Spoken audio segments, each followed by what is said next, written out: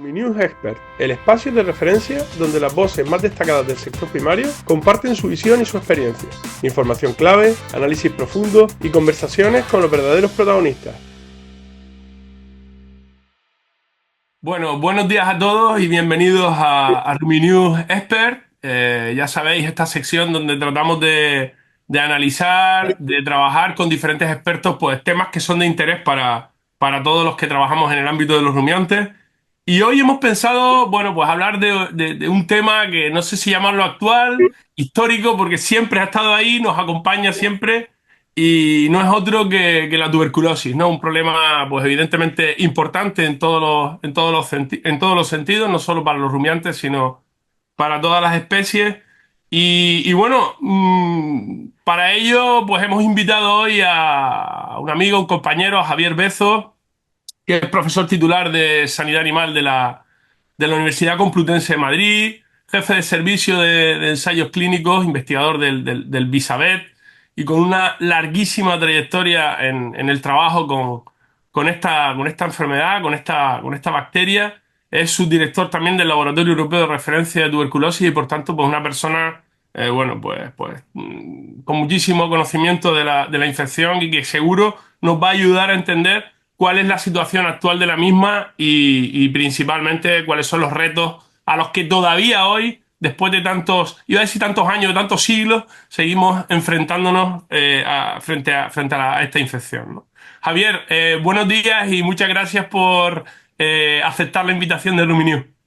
Buenos días y nada, gracias sobre todo a ti, Cristian, y a Rominews por contar conmigo. Yo encantado, por supuesto. Muy bien, pues vamos, aquí la idea un poquito es que evidentemente el experto eres tú y nos vayas introduciendo un poco la situación actual y yo empezaría por ahí, ¿no? Es decir, según tu opinión, ¿cuál es el estado actual de la tuberculosis en los rumiantes? Evidentemente, principalmente en ganado bovino y en el caprino, ¿no? ¿Se puede calificar de bueno, de la evolución buena de todos estos últimos años, Javier? Claro, bueno, pues esto es un poco lo de siempre, lo de cómo queremos ver, si queremos ver el vaso medio lleno o medio vacío, ¿no? Es verdad que, como bien has dicho en la introducción, es una enfermedad que nos lleva acompañando mucho tiempo y bueno, realmente al final, si queremos ver un poco el vaso, como digo yo, siempre medio lleno, pues tenemos que decir que, por desgracia, España está dentro de esos países que no hemos conseguido alcanzar el estatus oficialmente libre de la enfermedad, pero bueno, nos movemos en prevalencias relativamente bajas. Si echamos un ojo al programa que está colgado en la página web del Ministerio, más o menos sabemos que la prevalencia ahora nos movemos en torno al 1,5% en ganado bovino, que son los datos o de donde disponemos de datos de más precisión, pero bueno, es una prevalencia baja. Lo que ocurre es un poco lo que has comentado tú, que son muchos años los que intentamos o los que llevamos intentando disminuir esta prevalencia. Es verdad que llevamos prácticamente,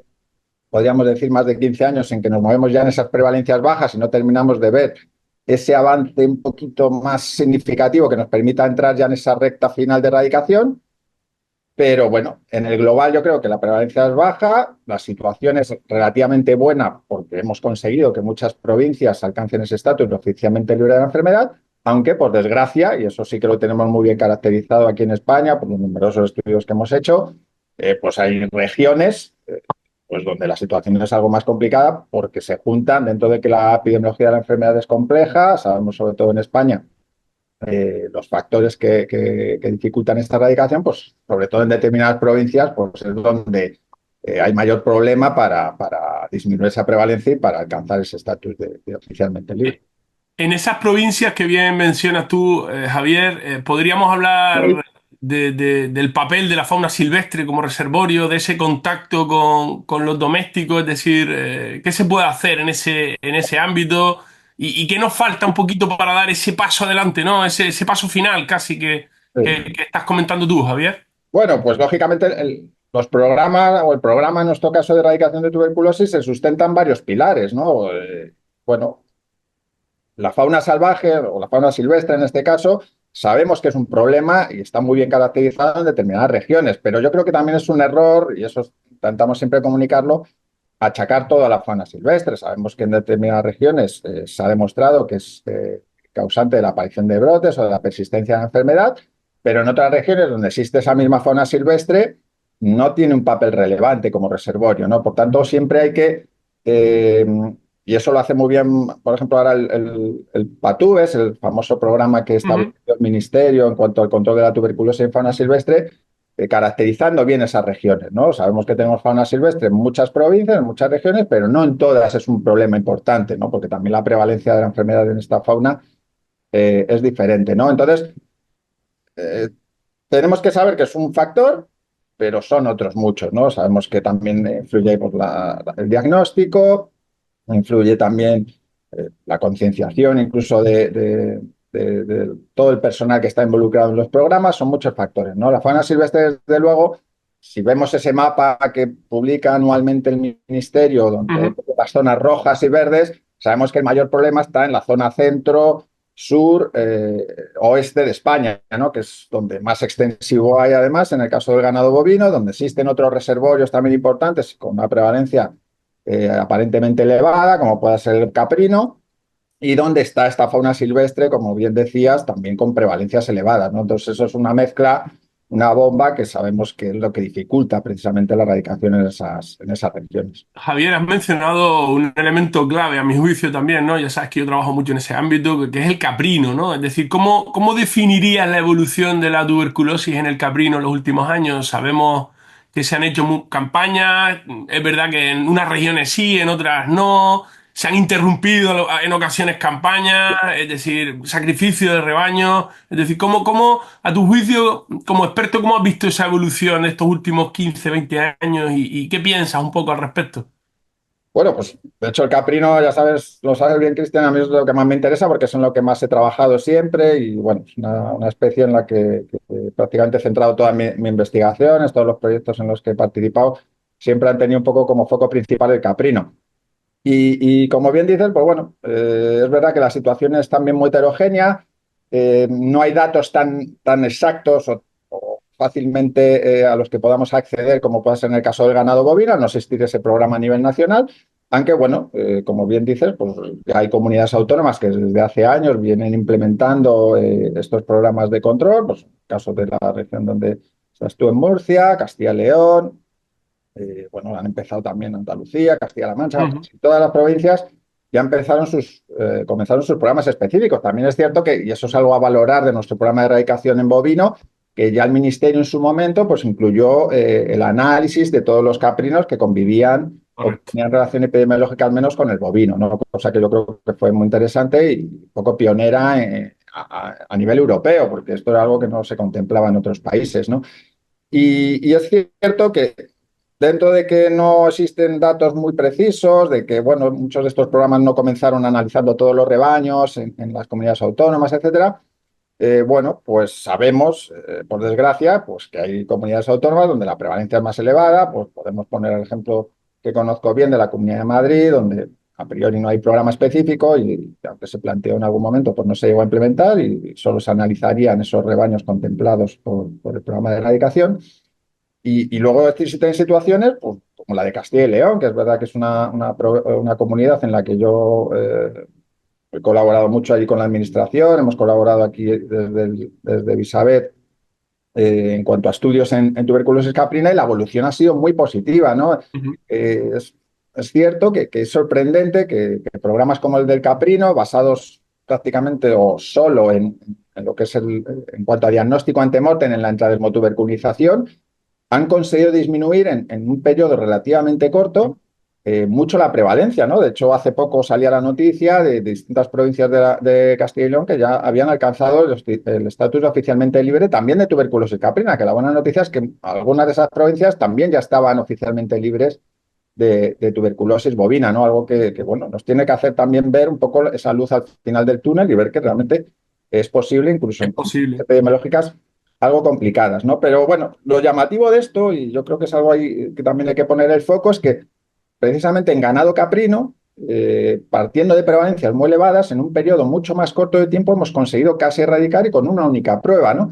Esto yo creo que pone de manifiesto a veces que muchas veces ponemos el foco en el diagnóstico, de que son malas técnicas de las que disponemos, pero yo creo que esto podría poner de manifiesto que precisamente incluso con estas técnicas diagnósticas que sabemos que tienen limitada sensibilidad y especificidad, podemos conseguir disminuir la prevalencia y que posiblemente esos otros factores de los que hablamos a veces que dificultan la erradicación son los que verdaderamente son importantes, ¿no? Pues es verdad que en el caso del ganado caprino, pues a lo mejor el contexto es diferente en cuanto a movimientos, que hay muchos menos movimientos, es verdad que también se han hecho más vacíos sanitarios, todo ese tipo de circunstancias ha ayudado mucho a disminuir la prevalencia, ¿no? Y eso es lo que tenemos que tener en cuenta o ver realmente si eso es extrapolable a veces al ganado bovino, ¿no? Porque es verdad que está siendo muy diferente la evolución en, por ejemplo, si vemos en paralelo la evolución de la prevalencia en ganado bovino en Castilla y León y vemos lo que ha ocurrido en caprino, ¿no? Es bastante llamativo. Muchas veces es muy fácil achacar el problema a una cuestión técnica, ¿no? Es decir, es que las técnicas que tenemos para el diagnóstico a lo mejor no son las correctas o tal, y olvidarnos un poco de que hay un factor humano siempre detrás, de humano y de manejo de los rebaños, de sacrificio a tiempo, de no mantener los animales X tiempo, es decir, todas esas cuestiones que siempre nos comentáis y que evidentemente cuando se trata del control de infecciones tan complejas como esta hay que llevarlas a rajatabla, porque si no realmente es muy complicado obtener resultados interesantes. Javier, yo te quiero preguntar por dos cosas un poquito más técnicas, ¿no? Porque además en una de ellas me consta que habéis estado trabajando y seguís trabajando desde hace ya un tiempo, ¿no? Por un lado, ya lo has mencionado tú, tu impresión del diagnóstico, es decir, hemos avanzado en los últimos años o con las técnicas que tenemos, hemos mejorado un poquito esa sensibilidad que siempre se achaca a la hora de detectar los infectados por tuberculosis. Y lo segundo es una pregunta para que la abordes como tú lo entiendas, ¿no? ¿Puede ser la solución a largo plazo de la tuberculosis la vacunación? Porque sé que habéis estado trabajando mucho, entiendo que a lo mejor muy focalizado a lo mejor en fauna silvestre, es decir, ¿puede ser a largo plazo la vacunación la solución final? Claro, bueno, pues respecto al diagnóstico, se ha trabajado, yo creo que sí que se ha avanzado en diagnóstico, ¿no? Es verdad que hay como dos líneas, ¿no? Una es intentar mejorar o conocer mejor el rendimiento de las técnicas actuales, las técnicas oficiales, pues en ese sentido se ha avanzado mucho. Si vemos un poco las investigaciones en esta última década, cada vez conocemos mejor cuáles son los factores que afectan al rendimiento de las pruebas y eso es algo muy importante, ¿no? Se tienen datos cada vez más precisos de cuál es su rendimiento en distintas situaciones epidemiológicas o cuáles son los factores que interfieren, pues el tema de otras micobacteriosis, incluyendo la paratuberculosis o la vacunación de paratuberculosis en ganado caprino, que era algo que siempre preocupaba. Y sobre todo, pues eso, ¿no? En saber que es una técnica, si nos centramos en intradermotuberculización, que es la que más se ha utilizado, por ejemplo, en ganado caprino, bueno, pues es una técnica que sabemos sus limitaciones, pero precisamente lo que se ha hecho hincapié es en poner de manifiesto cuáles son estos factores críticos que la afectan. Por ejemplo, en los cursos de formación, pues Ujú. hacer ver a todos los profesionales, a todas las personas que participan en esos programas, bueno, que es una técnica con ciertas limitaciones, pero que cuando se hace bien, cuando se realiza bien, su sensibilidad, sobre todo a nivel de rebaños, es muy buena, ¿no? Lógicamente, cuando no se realiza bien, pues aquello puede ser un desastre, ¿no? Por eso, simplemente ese tipo de estudios yo creo que han sido muy interesantes. Luego se han hecho estudios para intentar mejorar estas técnicas, ¿no? Ya son a nivel experimental, pues por ejemplo, todos seguramente habremos oído hablar de ello, de esos antígenos que buscan sustituir a lo que es las PPDs, ¿no? La tuberculina que utilizamos actualmente, ¿no? Porque sabemos que la tuberculina, bueno, pues es un componente que es una mezcla ahí de proteínas, de un montón de compuestos que no solo incluye proteínas, sino otros componentes que se elabora a partir de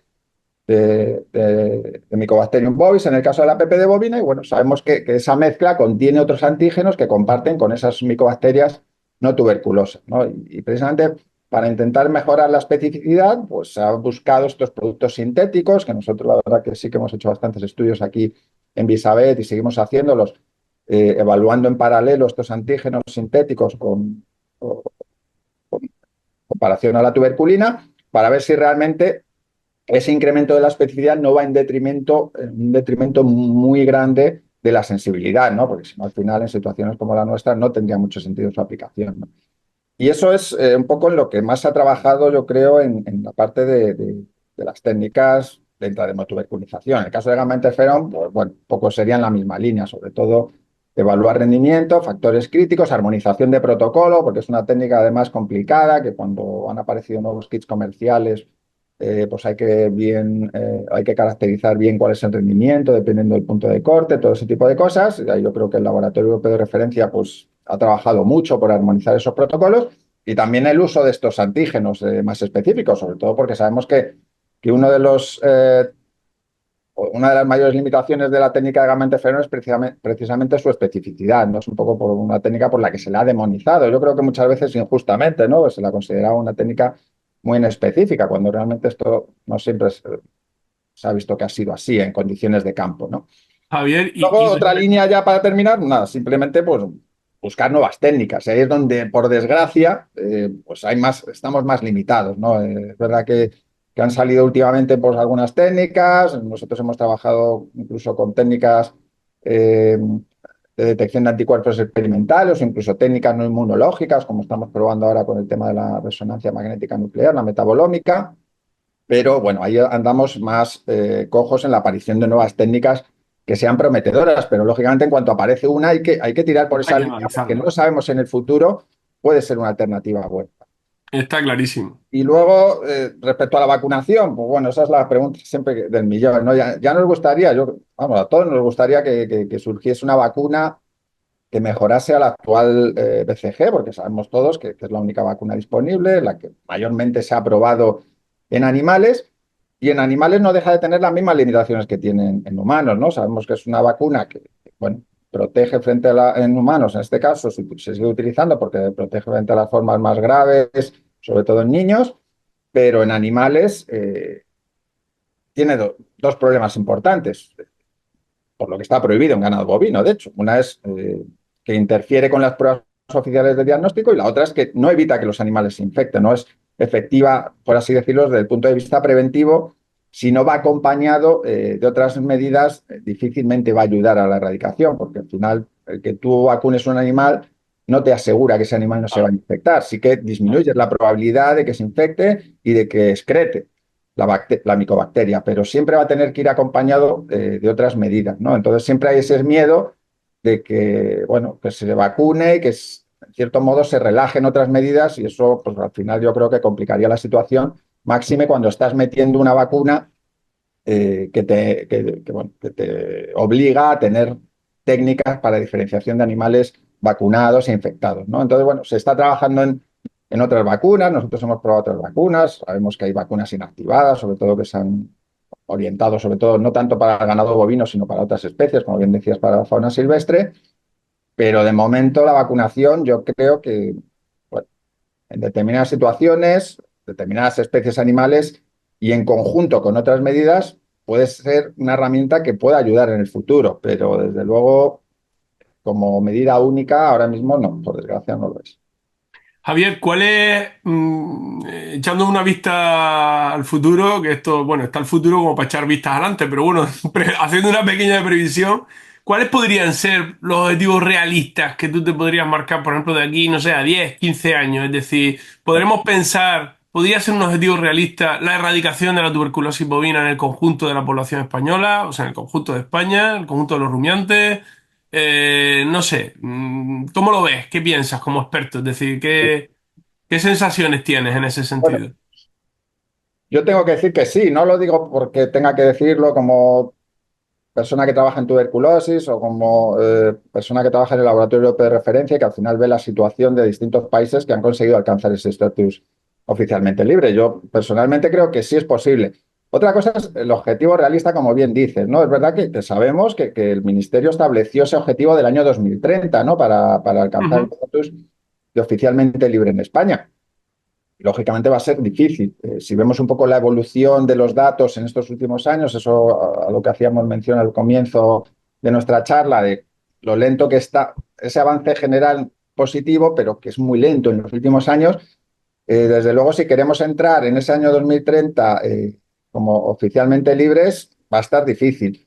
Yo creo que lo realista, y yo creo que es algo que sí es posible alcanzar si hacemos todas las cosas bien, es, por lo menos en ese año 2030, estar en vías de alcanzar ese estatus oficialmente libre. Es decir, estar en ese periodo que comienzas de los 3 años, con prácticamente el 99,8% de los rebaños en ese estatus oficialmente libre, y con una incidencia en torno al 0,1 o menor, que es la que nos exigen para alcanzarlo.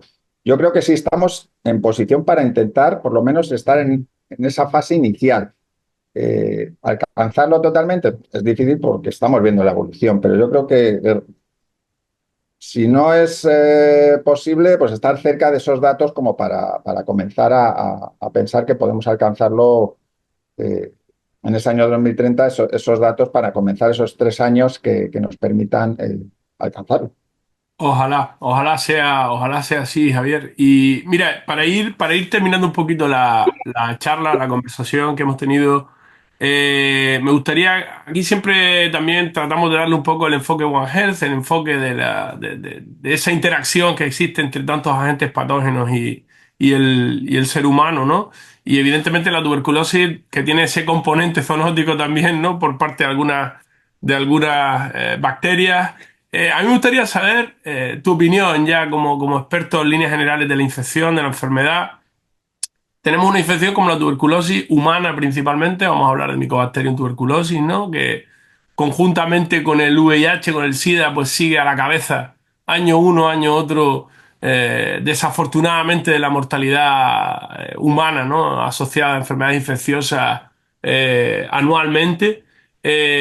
¿Tú crees que hay alguna posibilidad real? Claro, es que estamos hablando de una situación que viene de siglos atrás, no viene aunque no tuviéramos la información directa, ¿no? Pero eh, ¿hay alguna posibilidad de que las próximas generaciones vean un cambio en ese sentido? Es decir, ¿tú cómo ves esto? Porque lo comentábamos al principio, ¿no? Una enfermedad, bueno, pues que podíamos hablar de los faraones y podíamos hablar hoy en día porque sigue vigente, ¿no? En ambos ámbitos, ¿no? Es decir, ¿tú qué piensas? Es decir, ¿algún día en próximas generaciones seremos capaces de decir la tuberculosis ya no mata tanto o la tenemos controlada a nivel mundial?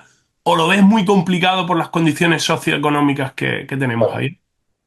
pues es muy buena pregunta, Cristian. Es un tema muy interesante porque, de hecho, eh, yo es algo que intento un poco remarcar cuando hablas con los estudiantes o algunos proyectos en los que hemos participado un poco más con la parte humana. Y al final la sensación es y eso es algo que es muy peligroso, ¿no? Es que la sensación es como que se le ha perdido un poco a la tuberculosis en el caso de los animales. Parece que no se tiene esa sensación de que sea una zoonosis, ¿no? Se ve más como un tema económico y eso es cierto en países como puede ser España, ¿no? Pero precisamente lo que hay que ver es que estos programas de erradicación que tenemos son los que nos han permitido conseguir o perder ese miedo en el sentido de que el riesgo es prácticamente cero o muy bajo de transmisión a las personas, por la vigilancia que se hace en mataderos, por la seguridad alimentaria de la que disponemos actualmente. Pero claro, nosotros vivimos en una situación privilegiada, pero no podemos encerrarnos en nuestra burbuja y no ver que en otros países esto está siendo un problema muy grave. De hecho, bueno, se sabe que la tuberculosis zoonósica, que es la tuberculosis en humanos de origen animal, está claramente subestimada. Está subestimada en Europa porque, claro, difícilmente la gente estás infectado, pero salvo que desarrolles una tuberculosis, no vas al médico y nadie sabe a ciencia cierta cuántas son las personas que se infectan a partir de los animales, ¿no? Tienes los casos de tuberculosis activa cuando consigues aislar la bacteria y hacer el estudio epidemiológico. Pero esto es en Europa, pero es que en otros países se habla del 10%, pero se piensa incluso que es mucho mayor, tanto porque de las razones es porque el contacto estrecho con los animales es mucho mayor que en estos países, pues un poco a lo que hacías mención de los contextos también sociales, etcétera, y de costumbres, y luego por el tema de seguridad alimentaria, que a veces pues, ni siquiera se está haciendo la pasteurización o el tratamiento térmico de Correcto. la leche, ¿no? Como se hace aquí en Europa, ¿no? Entonces, es un problema que, bueno, yo lo que intento hacer ver a la gente es bueno, que por suerte nosotros tenemos esta situación, pero que esto si no se realizase, si estos programas no existiesen, pues podría ser muy diferente, como era atrás aquí en España, pues hace no tantos años, ¿no? Entonces, eso es yo creo que lo que hay que destacar.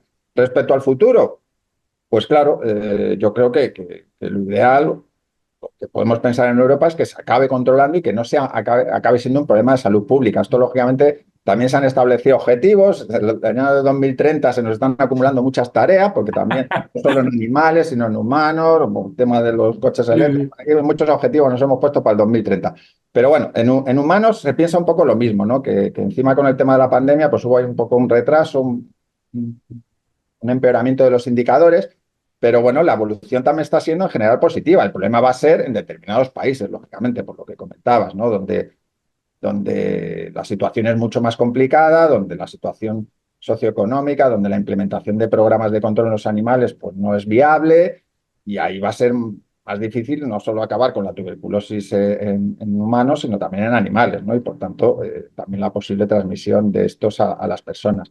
Entonces dependerá un poco de la región de la que estemos hablando, pero yo creo que sí, que en el futuro, si todo esto continúa, la inversión continúa y los avances pues, están siendo cada vez mayores en ese sentido, pues llegará un momento en que yo creo que, como siempre, no erradicar no es que desaparezca de la faz de la Tierra la enfermedad, pero sí hablar de que la tuberculosis pues no llega a ser un problema tan grave de salud pública, sobre todo en humanos que se están trabajando con vacunas. Yo creo que ahí sí que la aparición o el desarrollo de una vacuna que mejore el actual BCG pues sería ya un paso fundamental para alcanzar ese objetivo.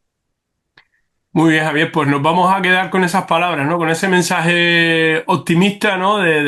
Tanto orientado al control de la infección y ojalá, ¿no? En pocos años a la erradicación, principalmente de la tuberculosis bovina y a ese mensaje de que no nos olvidemos nunca de que estamos hablando de agentes que evidentemente afectan a la especie humana y un aspecto que a mi juicio es clave, ¿no? Que has mencionado, ¿no? Que afortunadamente vivimos en un área, en una zona privilegiada en referencia al control de muchas enfermedades, de muchas infecciones que a veces se nos olvida, ¿no? Yo cuando oigo, por ejemplo, discutir a la gente si hace falta vacunar de rabia a los perros o a los gatos, quiero decir, evidentemente gracias a esa situación es la que hemos desaparecido la rabia urbana, ¿no? Y gracias a si cruzamos el charco por el sur, a 10 kilómetros nos damos cuenta de que la situación es totalmente diferente, ¿no? Y eso es algo, es un mensaje que no debemos olvidar nunca, ¿no? Javier, desde Ruminews, pues mil gracias por compartir este ratito con nosotros y por darnos tu opinión en referencia a la situación actual de la tuberculosis. Muchísimas gracias. Gracias a vosotros, a ti, Cristian, a Ruminews, y nada, encantado de charlar aquí un ratito con vosotros.